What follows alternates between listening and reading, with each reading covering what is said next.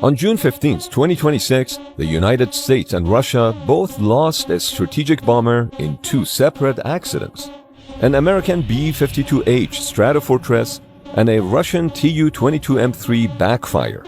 But while the Russian crew managed to safely eject, the American crew wasn't so lucky. 8 lives were tragically lost. The B-52 crash happened at Edwards Air Force Base, which is no ordinary military installation.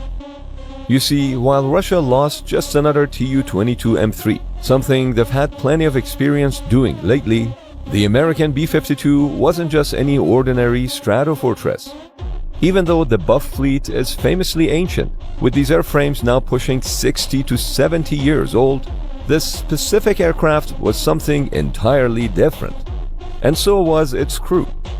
Now, while nothing is more devastating than the loss of human life, these crashes also represent massive strategic setbacks for both superpowers. And that's the side of the story nobody is talking about. So I want to talk about what went wrong and look at the deep consequences of both incidents. In a press conference held later on the day of the accident, Colonel James Hayes of the 412th Test Wing confirmed the devastating details. The B-52 crashed immediately after takeoff and burst into flames.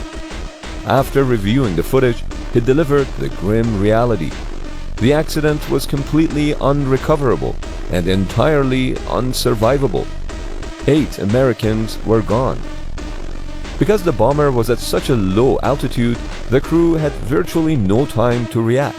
And this highlights a tragic, often overlooked design characteristic of the B-52.